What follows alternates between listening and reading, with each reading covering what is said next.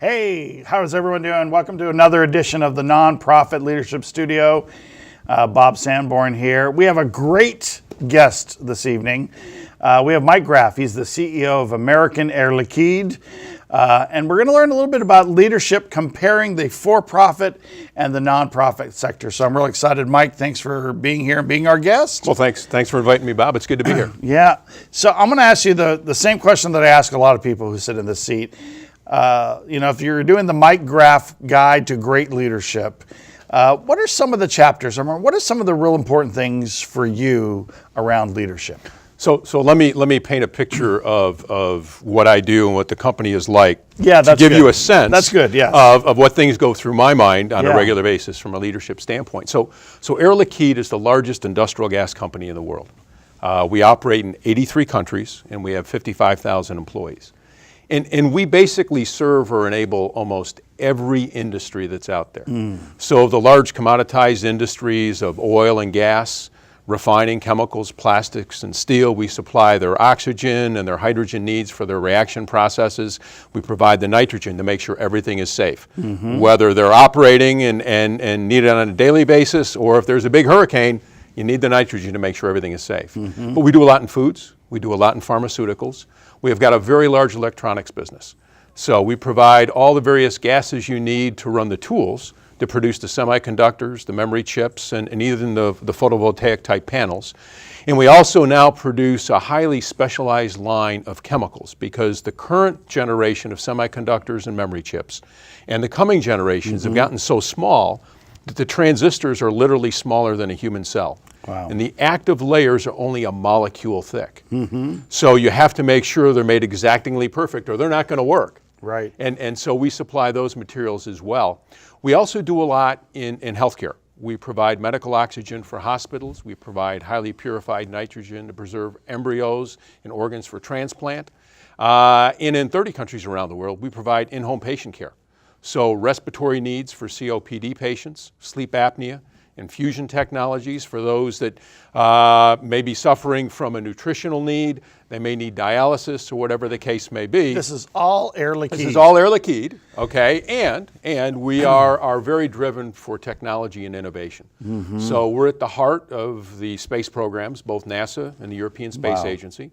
So whether you want to fuel a rocket with oxygen or nitrogen, or you have to inert the launch pad with nitrogen, we're there for that. But we spend an awful lot of money developing new technologies and driving innovation.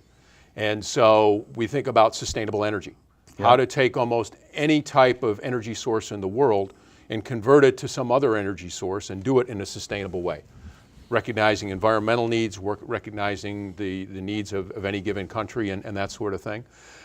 We do a lot in the technology space to enable electronics, to enable healthcare.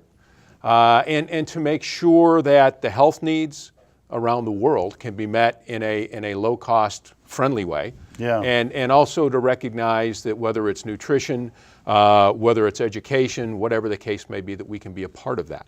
So as a leader, you really are, you have a lot on your plate in terms of content-wise. There's a lot of things going on in your world. There are. And so when I think about leadership, when I think about what do you need to do? I mean, first of all, everything starts with some vision, some idea of where you're going to go. And so when you touch so many different countries and you're in so many businesses, you've got to think about what is the vision overall for a group of Air Liquide size, but also what is your vision for each of those businesses? And how do you enable those customers to do things they can't imagine they can do? So whether that's grow in a given geography or produce steel in a more environmentally friendly way, you want to make sure you're there for that. So you've got to work on a vision. I think also from a leadership standpoint, it's critically important that you recognize the need for outstanding communication.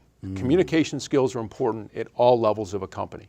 So clearly you want to be able to talk to your board of directors and you want to be able to talk to your leadership team, but you need to be able to talk to everybody in an organization. You've got to be able to understand their needs. They have to understand why they are there and what the company's all about and what their role is and what they're trying to achieve. I think another core component of leadership is managing resources. So those are financial resources and people resources. They go hand in hand. And so I think that you've got to be able to understand for any given strategy, what is that organizational construct that will deliver that? And then make sure that those people that are there working at the different layers of the organization have the various resources they need to make that happen. Whether that's financial, whether that's technological, whatever the case may be, to go ahead and drive that. And then I think you also need to assure in any strategy that, especially in the industrial space, like I'm in, at the end of the day, the most important thing for us is safety, followed by reliability and the quality of what we produce. And so the safety of our employees is critically important, obviously to them as individuals, but to their families and their friends, to their coworkers, to the communities in which we operate, and to our customers, right? Each and every day that they are thinking, and we are thinking, and assuring that everything we do is done in the safest, most environmentally friendly manner. So leadership carries a lot of different aspects, and I could go on forever, but I mean, there's a lot of things you've got to think about from a leadership standpoint. And Mike, I mean, you went to some great schools, you learned a lot, you've had a terrific career. Do you think you become a better leader, with every job and with every year? Or do you think you were born a magnificent leader? I mean, obviously this is... I'm still striving to be a magnificent leader, so I'm not there yet. There's many aspects to this, and I have a conversation. I make it a point to have conversations with everybody in an organization. So whether it's one of our operating technicians or maintenance techs out in the field, whether it's one of our new hire engineers that comes in, I like to understand what's on their mind. And one of the questions I get a lot, is, okay, so when you think about what's important and when you think about where you were when you were at my stage in your career, did you realize you were going to be the CEO, or how do you see that? And I think there's some key aspects to recognize. First of all, that old adage, you don't know what you don't know, is completely true. For me, I decided to become an engineer by education, okay, because I really like math and I really like science, and I thought that was right for me. And I realized that while I enjoyed the science part, I wanted to do something in the real world. I wanted to apply things. I wanted to make things better or invent new things and that kind of thing. And so when I left school, I thought, well, I'm going to be a really good engineer, and maybe someday, maybe I could be the supervisor of an engineering group in process design, because I was a chemical engineer. Well, then you kind of get out there in the real world, you start to do different things, and you say, well, I could do something else. And I realized I could do project management, I could do construction, I could be the manager of engineering someday. And then I ended up in operations, having to start up and run all the things that I designed and built, which was a learning in itself. And that opened another door. And then I ended up in marketing, and then I ended up in finance, and then I ended up in corporate planning. And then I ended up going into different types of businesses, whether it was refining and marketing, oil and gas, chemicals, industrial gases, whatever the case may be. With each new job, it opened up another door of learning. And that's the most important thing, is we never, ever stop learning. I don't care who you are. If you ever think you've learned it all, you're done. Right. Okay? Right. And so each step of the way, you open a new door and you learn a lot more about the world. You learn a lot more about that particular business you're in. You'll learn a lot more about how to deal with people. And you'll learn a lot about yourself. And you continue to grow and learn. So I think when you look at all that, I think you kind of evolve over time.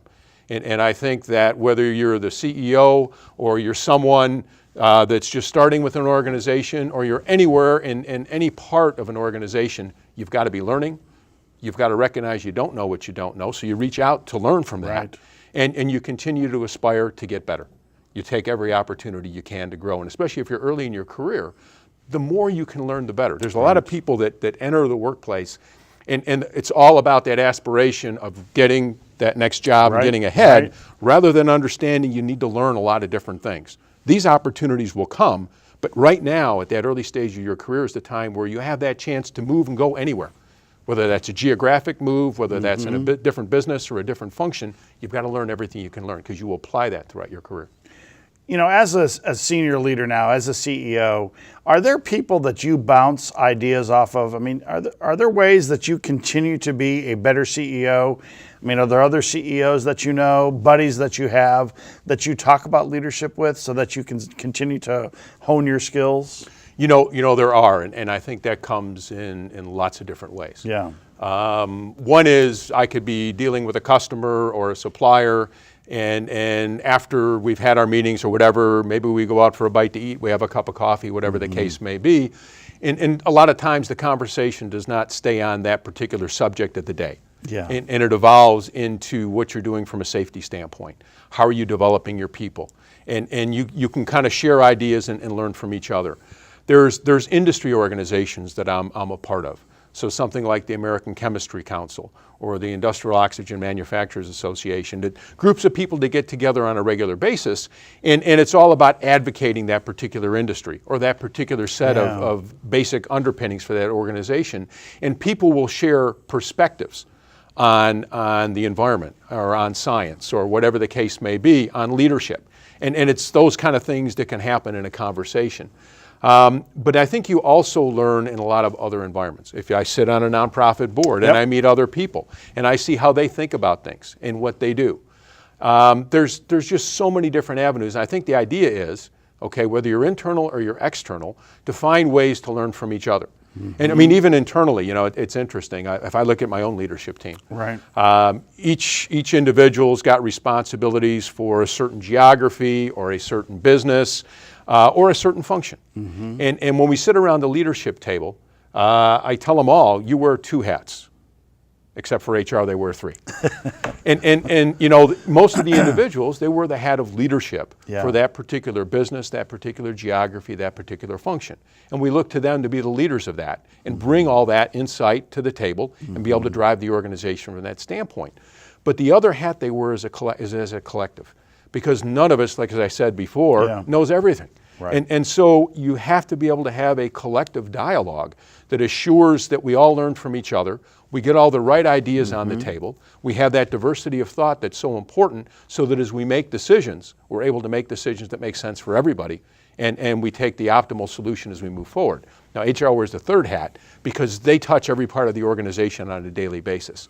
So not only do they lead their function, and not only do they actively participate in the strategic discussions we have, the vision we have, and the people issues that we have to deal with, but they can help us understand on a day-to-day basis culturally what's going on in the organization. How do people feel? How do different things affect people? Whether it's something that's happened external to the company or some new policy we put in place. That's all going to be on the table. Wow. One of the sort of discussions that we hear oftentimes with nonprofits is this idea of what's different about being a nonprofit CEO and being a for-profit CEO. I have a buddy of mine who used to work for a major consulting group, and he used to always poo-poo the idea of nonprofit leadership. Maybe it's because he was my good buddy and he wanted to tease me, but he would talk about, for-profit is much harder. And then you hear sometimes for-profit say, nonprofit is much harder. What's your view? I mean, what's the big differences for you when you see a nonprofit leadership and for-profit such as yourself? I think the basic components of leadership have to be there whether you're a leader of a profit or a nonprofit.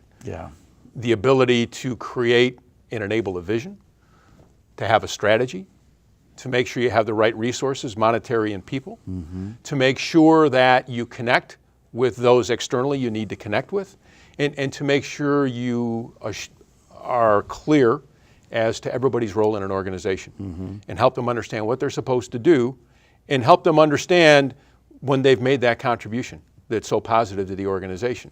And when they have to learn, to make sure they get that chance to learn. And there's many other aspects to leadership we could talk about. If I think about the nonprofit versus the profit level CEO, it may be the emphasis in what you need in certain areas. Different pressures. Right. So I think both have to be good from a financial standpoint. That is to say, they both have to make sure that the financial resources are accounted for properly and to make sure that they're there to drive what you need to drive. Typically, though, the for-profit CEO is managing his balance sheet and his cash flow to assure he's getting the cash he needs, or he goes out and borrows the funds he needs to invest in the future. Whereas the nonprofit CEO has to be an expert or have experts that work for them to go ahead and generate the cash through donations, or maybe through certain activities they can deliver and generate funds for the organization. So they both have to be financially prudent. They both have to manage the financial resources. The way they generate them might be a little bit different, right? And it's the same thing with the people, okay? What you need to drive an organization from a people standpoint in a nonprofit versus a profit, you still need an accountant, you'll still need legal advice, okay? But when you begin to think about the type of person you need Yep. in each of the role in a nonprofit, it probably embodies a different set of skills, competencies, and experiences than all the different roles you have in a for-profit organization. I think another big component is, who do you actually work for? Okay. Right. In a for-profit, at the end of the day, I work for the shareholder. Okay, I deal with all the people we have internally and everything else, but at the end of the day, I am judged on where that vision took us, did we deliver on the strategy, and what the P&L and the balance sheet looks like at the end of the year. Okay? On a for-profit, that's very clear. On a nonprofit, okay, you still have the vision. Yep. You still have the strategy. Yep. But you've got a board that's giving you advice and counsel and guidance. Okay, but at the end of the day, that true success is measured by what you've been able to achieve in those particular focus areas that nonprofit area has focused in on. And it's the external world as well as your board that's going to let you know how you've delivered and what you've done. And a lot of times, if those donations continue to grow, it's a good sign you're doing the right things. Right. And if they start to shrink up, maybe there's a problem, it's a bad right? sign. Yeah. You know, and so there's a variety of things like that I think that play out as you look at that. Talk about the differences between a corporate board and a nonprofit board. You're a member of the Children at Risk board. You have a board yourself. Talk a little bit about some of those differences. You know, I think in general, any board is about, I would say governance, sound fiduciary management, making sure you're doing the right things, and making sure that from a leadership standpoint, there's a good succession plan. Yeah. Okay. However, when you begin to think about a board in a corporate environment, the governance aspects, because they are acting and voted on the board by the shareholder, okay, they are representing the shareholders, and they have a fiduciary responsibility to those shareholders, not only to assure governance, but to assure that that company is going to be there to deliver day in and day out, okay? When you think about the nonprofit board, okay, the people that are there, first of all, should be there because they believe in what that nonprofit is doing. Right. I'd like to think that, the should people be on the there, other you're board right. are that way too. But when you think about it, they're not being paid to be on that board. No. They're not being elected by the shareholders. They don't hold shares of stock in the They're company. often giving money themselves. They're giving money themselves. Yep. They're giving of their time, and they truly need to believe in what that is all about for that nonprofit. And so their role, okay, is still governance. You still have to make sure the funds that come in are accounted for and they're applied in the right way. But coming back to this generation of funds, okay, the board has got to be there in support of the leader of that organization because you've got to generate the funds to make sure things are done so you can grow, so you have that vision that the board is supportive of if they're reviewing the strategy and that sort of thing. So I think from that standpoint it's a little different. I also think that the makeup of a nonprofit board can be different. I mean, if I think about our board, we've got people on our for-profit board that represent the global community. Yep. Okay, and represent lots of different functions and lots of different experiences and that sort of thing. Whereas there are some nonprofits that are national. There may be a few that are global. Yep. But the majority are more local. Yep. And so the people on that board really represent the community, as well as those that can provide the advice and counsel that's necessary. So you have to have the balance of those people that can help you from a strategic standpoint or from a fiduciary standpoint, from a governance standpoint, but you also need to have the touch points with the community and understand what's on the community's mind as you're trying to drive these things. The other commonality though, and it plays out in different ways, is focus. A company that's for profit has got to have clarity in its vision of where it's going to focus. It can't be all things to all people and to all businesses. Right. Okay? The same thing with a nonprofit. You have to be able to focus and understand where are we going to go ahead and do good for the community at large, and where are we going to focus? Because we can't fight every battle that's out there. We only have limited resources and limited funds. So where are we going to focus, and where, as we focus, are we going to assure that we're the best we can be to deliver on that? And I think that's the other thing you got to think about. One of the things that I'll often ask nonprofit CEOs who sit in the chair is, do they see other nonprofits sort of in our community that as a leader they think, wow, what a great mission, but they're sort of underperforming? Do you sometimes see that with for-profit groups? I mean, do you sometimes see a business and think, wow, what a great product, or what a great idea, great mission that they have, but they just don't seem to be getting there. They're sort of underperforming. You do, and I definitely see that. And I guess it's a little more evident in the world around us sometimes too, because their stock price falls and different things happen. The metrics right? are there for everyone exactly. to see. You know, so it's pretty transparent. Yeah. But there are those times where maybe because I'm close to something, I will see that and get that sense before the stock falls, or just because you see how things are being handled. Yeah. And a lot of times it's either because an organization loses that focus of what they're all about. They lose sight of the resources they need to make something happen. Or unfortunately, sometimes what can happen is they feel so good about so many different things they want to do, they try and do them all at once. And at the end of the day, you've got to have the resources in order to deliver. And if you dry up your financial resources or you overcommit your people, then you're not going to be successful. So there's lots of different reasons things can fall apart.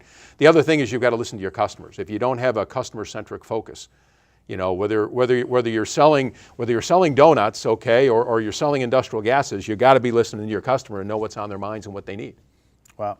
One of the guy who is the CEO of Texas Children's, Mark Wallace, he always talks about the idea that if we see success or failure, it's really all about leadership.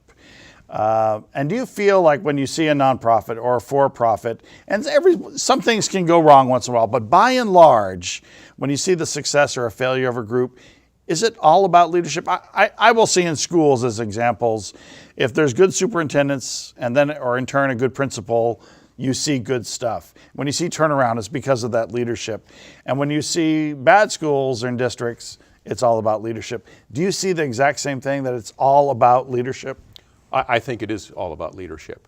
But the only I would say point that I would make, in addition to what you just said, was it's what happens over a period of time. Yeah. Okay. If there's a point in time event, if the stock market crashes, if something happens in a given place that no one had any control over, okay, you can't hold someone responsible. No, there are always some specific circumstances beyond your control, right? But if there's 6 things that happen in 6 different years that all have that, then it's another story, right? But seriously, I think that for the long haul, if you look at whether it's a profit-driven company or a nonprofit organization that has 3 years or 5 years of difficult performance, you have to look at leadership. And you look at leadership, you look at the board, you ask yourself, are we doing the right things? Are we focused on the right areas? Have we learned at what didn't work and why? Yeah. You know, a lot of times you can have a vision, you can have a strategy, and you've kind of looked at kind of the current course of events. You understand kind of in the profit world, you understand the current economies around the world, you understand where industrial production is going, you understand the political attributes of every country, you understand the economic dynamics that are driving different sectors or different regions of the world, and you think about the particular industries you're focused on and what's going to drive them and what might be a great new application and you know what might fall by the wayside or whatever the case may be, and you make decisions.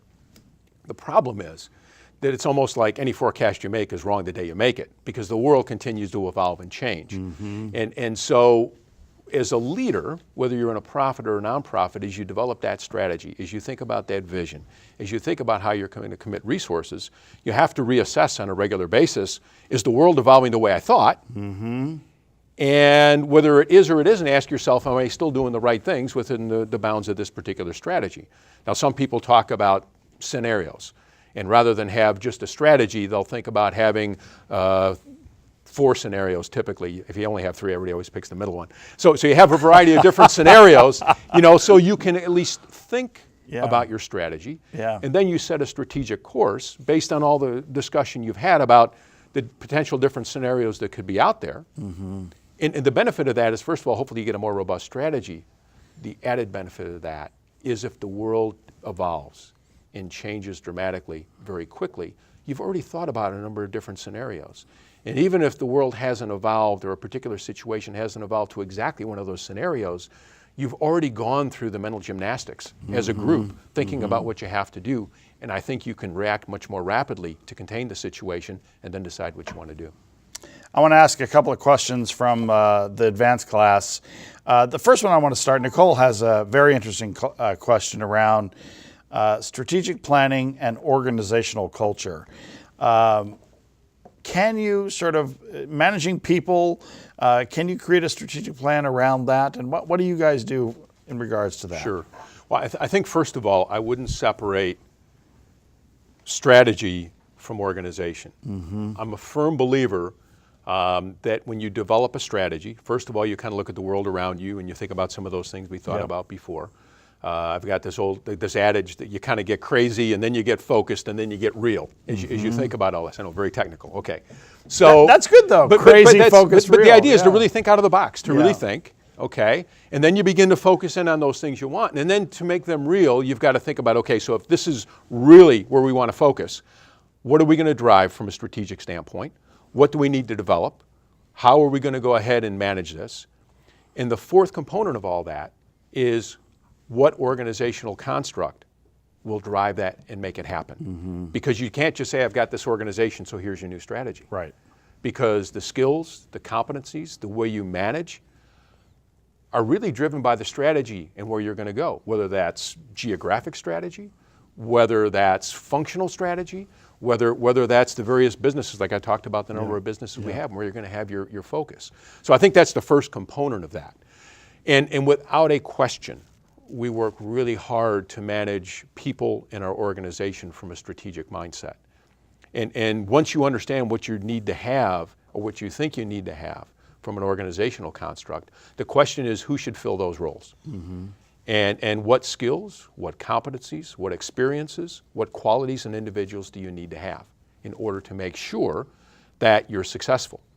And it doesn't mean in every case you can say, oh, that's so-and-so and that's so-and-so, but it's an ongoing thing, especially for a larger organization, because you're likely hiring people on a regular basis, whether that's off campus or experienced hires. You are likely going ahead and assuring that you're hiring the right people to begin with. Then you need to make sure that you're training and developing those people. You want to make sure you're stretching people, not to break them, but to give them opportunities to learn, that you don't know what you don't know. If you don't give them something they haven't seen before, it's going to be difficult for them to take that next step and to learn. And so you've got to think about all those kinds of things from a people standpoint. And then you need to create learning programs for all levels in an organization. For those people that are new, for those people that are mid-career, for those people that are at the leadership level, we all have to continue to learn. So there has to be a people strategy.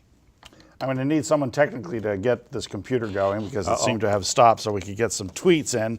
But I wanted to ask you, Martha had a big question about the biggest difference in doing strategic planning at Air Liquide as opposed to as a board member at Children at Risk, which I thought was sort of a fun question. Talk about some of the differences there. You know, I think part of it begins with who you are as an organization. And even though I spoke about all the businesses that we touch or enable as Air Liquide, we have the foundation of industrial gases, and we have the foundation of innovation and technology, okay? So as we think about our own strategies, as we have a vision of where we're going to go, and we really do think 20 years out. I mean, we enable today some of the things that hopefully people will be using in 20 years. We think about that from the context of what are we good at, and what do we need to develop further to be good to deliver on this particular vision. So we're probably not going to be out there jumping in to make tires, because that's not our job. We may supply the nitrogen to help make the tires, but we're not going into the tire business, okay? I think the same for a nonprofit is you've got to think about, okay, where are you going to focus and what do you want to do? It's a big problem for nonprofits. I'm sure you see it as well. But I guess it's the idea of following the money or following what you think is a good idea. It probably happens in business as well, right? And if you think about an organization like Children at Risk, you're focused on children. You're focused on their educational needs, their health needs, their nutritional needs, right? And a lot of the things that can unfortunately either distract or create problems for children as they grow up. And so that's the focus.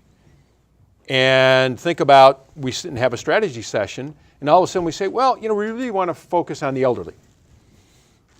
Great, need to do that.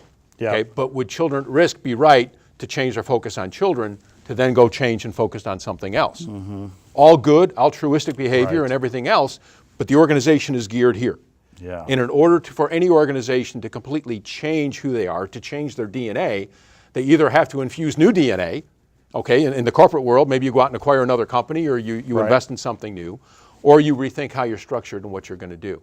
So I think there's certain similarities to the way that works. But the other part of it then is strategically in a nonprofit, once you focus in on that, because your resources many times are more limited, okay, is then you really have to assure that the combination of the CEO, their leadership team, and the board help enable the beginnings of that. And I think that's where the board can play a role as well in trying to help. One question that we had was, Samantha had this question. We've heard a lot of people talk about strategic planning in terms of how long. Is it a 3 or a 5 or a 10-year plan? And then you've heard people say, well, you really have to redo it every 6 months. Right. I mean, what's your sort of strategy? And I mean, for yourself and for Air Liquide, what do you guys do around strategic planning? You know, I think in terms of a true strategic plan, you know, where you really set out, you know, not just the vision, but a clear strategy with clear milestones and metrics and an organizational construct.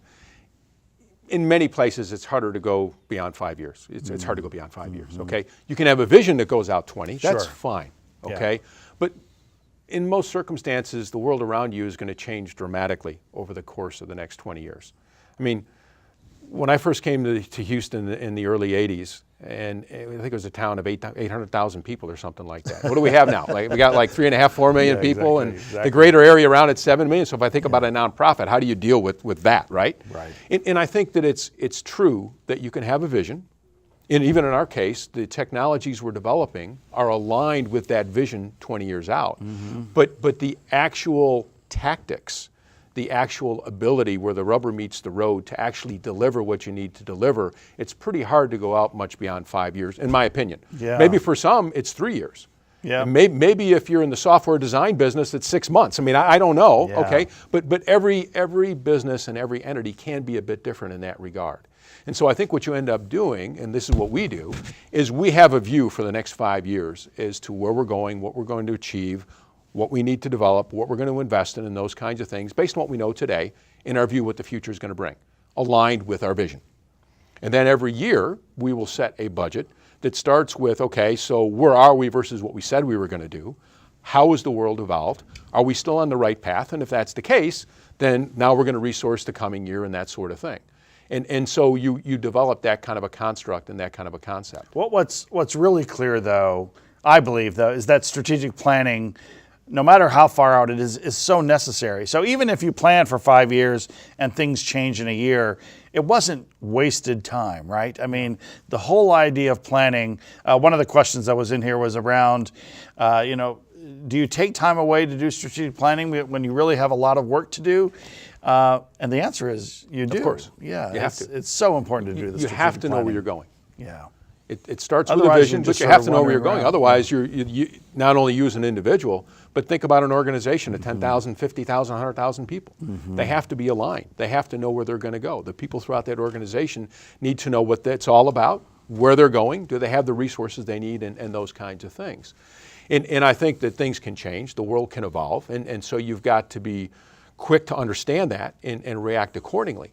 But at the end of the day, that strategy has got to be there if you're going to have any success whatsoever. And the other thing I would add to that is different people have different ways to think about strategy. And I don't claim to have this right. Yeah. You know, there's those people, we're here this year, so now we're going to do this, and now we're going to do that. I'm a firm believer to look 5 years out, have a vision of where you want to be, and assume success. And then work backward and ask yourself, so if I assume success here, what had to happen here, what had to happen here, what had to happen here, what had to happen here, and now resource it to make that happen. Creating a realistic roadmap in a sense. Harry has a really interesting question, and he starts with saying, although micromanagement is an obsolete trait, are there times when it's deemed necessary? Micromanagement isn't obsolete. I mean, people are micromanaging all the time, especially when the job isn't being done right? Right, and I think that's a great way to look at it. You know, I think there's lots of different ways to look at things. You know, that trust but verify concept is actually quite good in my mind.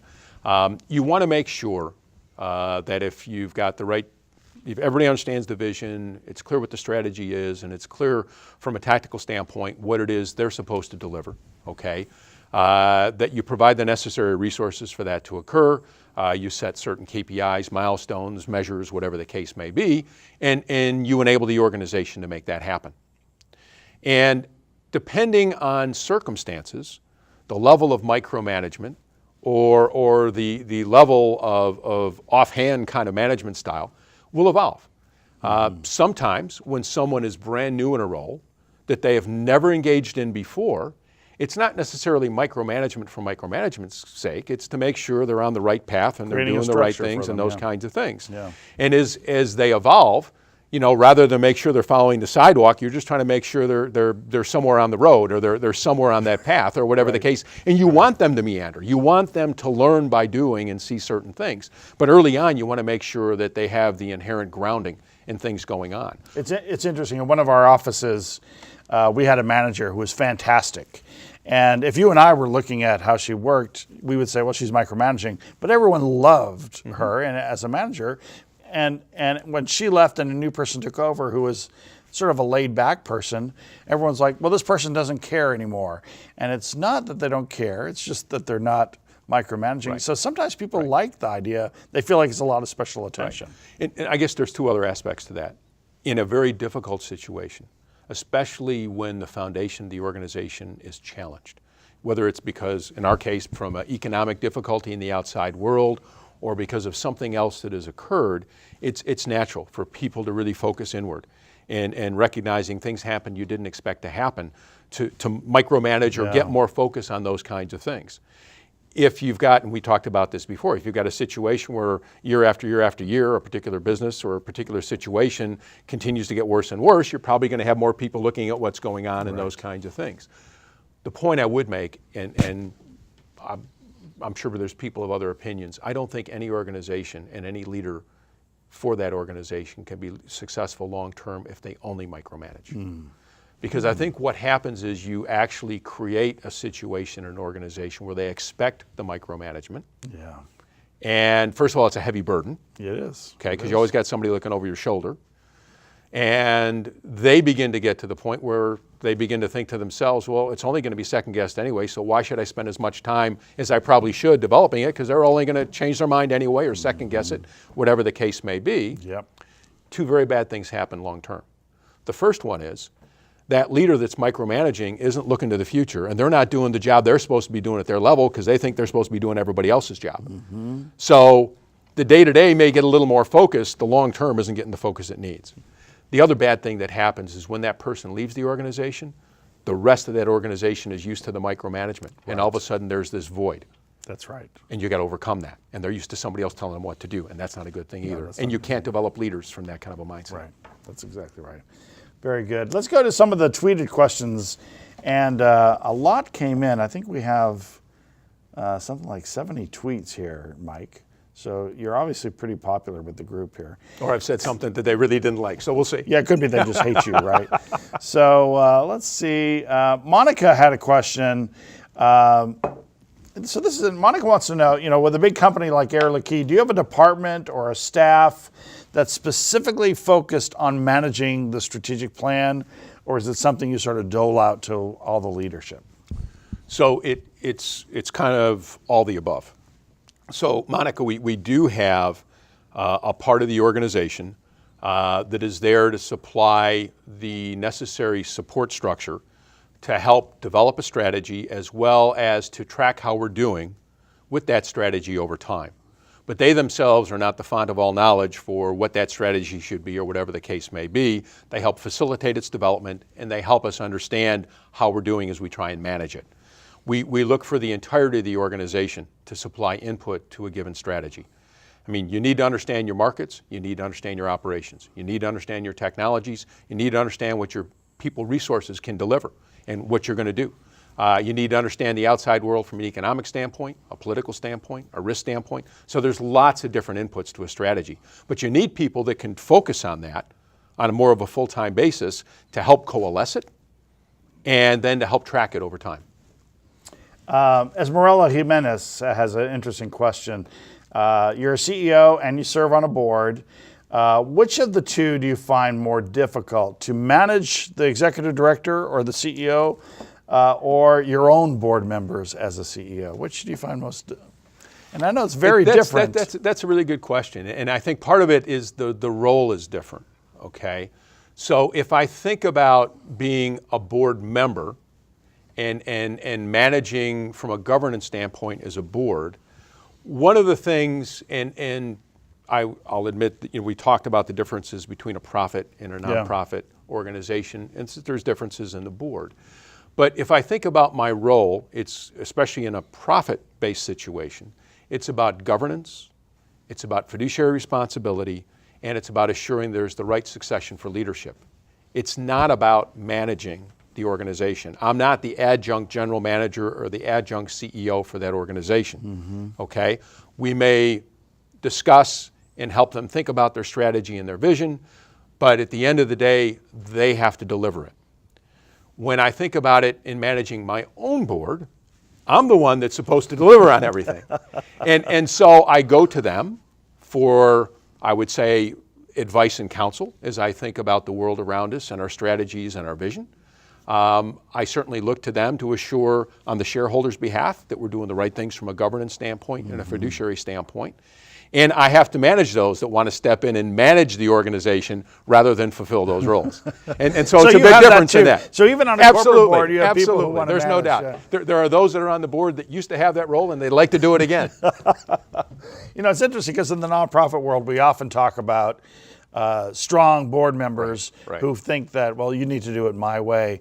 And that as a CEO, our job is to be collegial and you push back. I push back. You've seen me push back many times, but you have to do the same thing with your board. There's no doubt about it. And I think that's part of the role of a good CEO. You strike that balance. Yeah. You've got to be able to learn and listen and those kinds of things. And then there comes that point, say, okay, now we're crossing the line, or I've got a lot of input. Let's stop and think a little bit. Yeah, very good.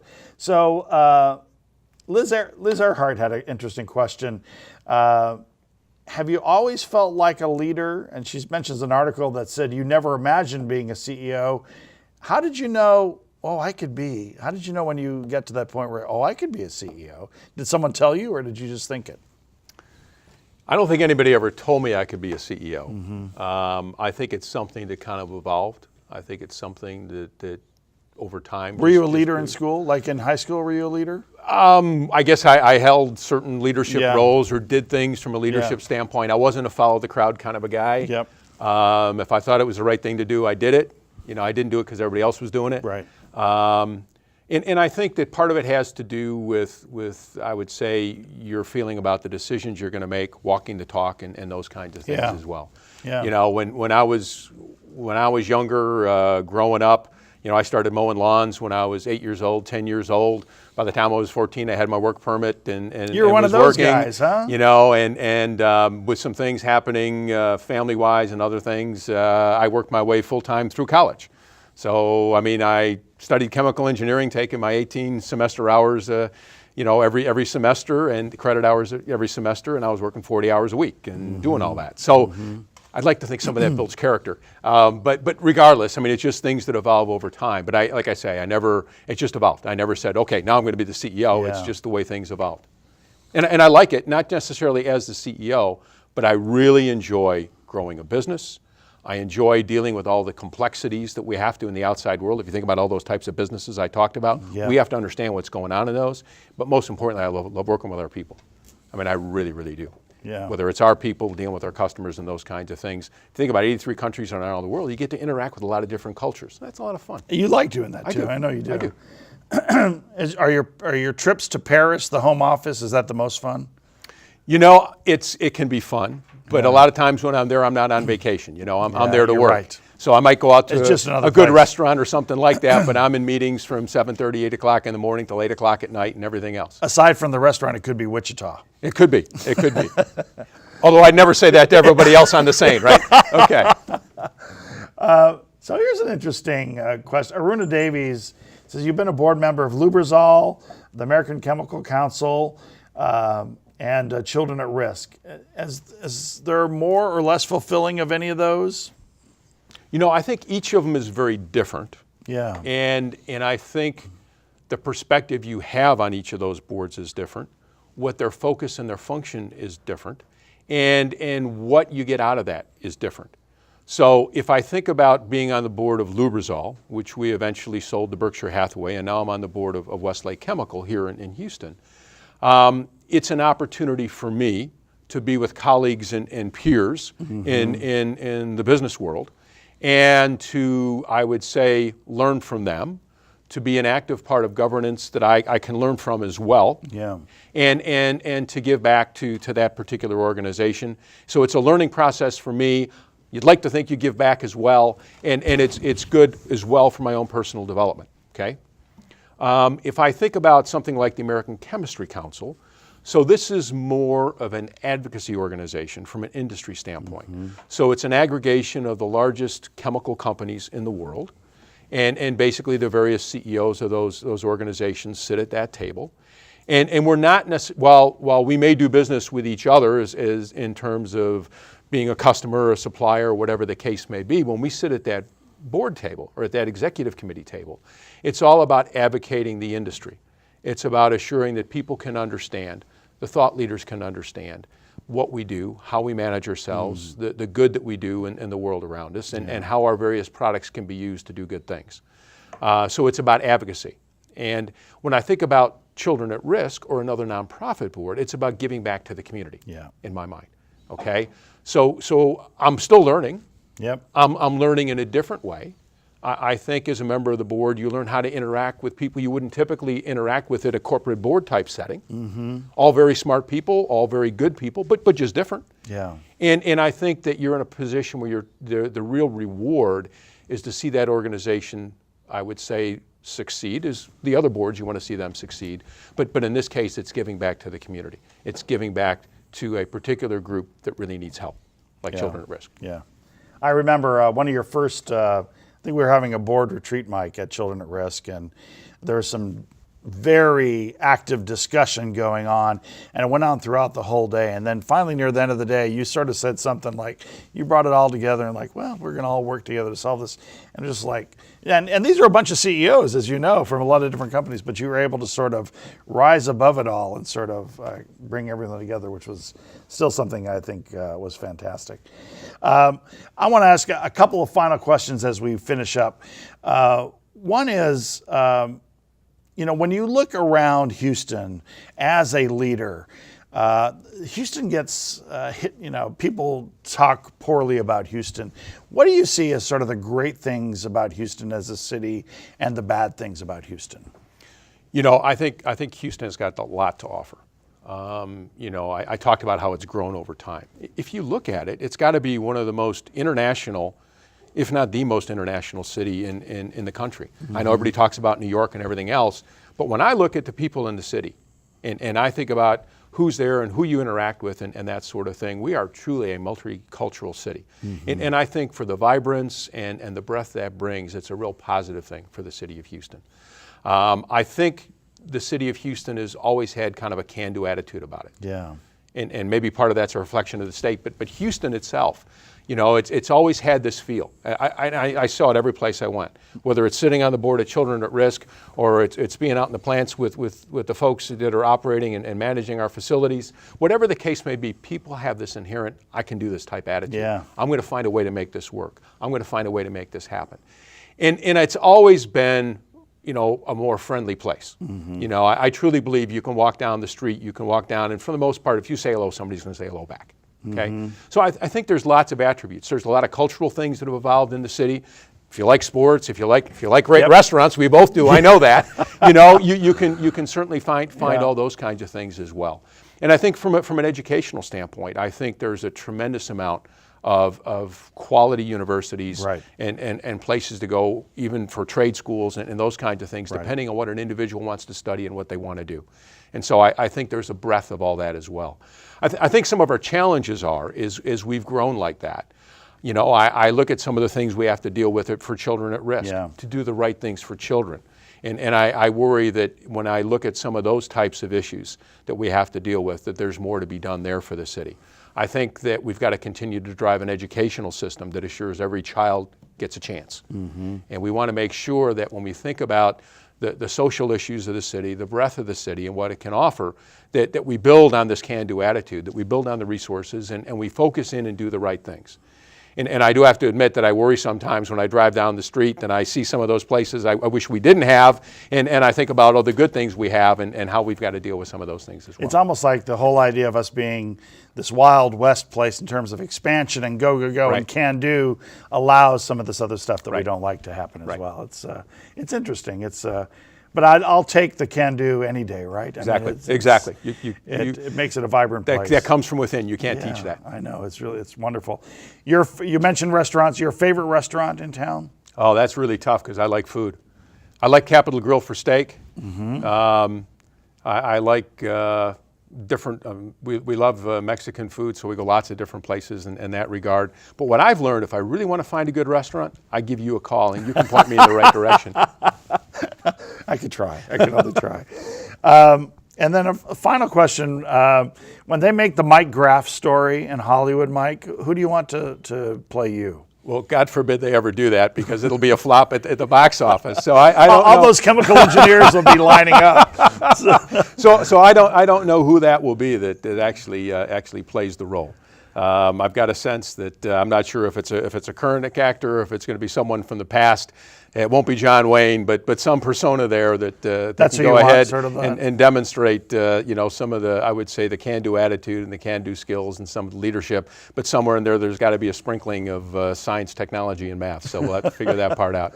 You know, when I asked Ted Poe that same question, the congressman, he said Harrison Ford. And, Harrison Ford could probably do a There you pretty go. good Why not? Graff. Yeah, you might as well do that.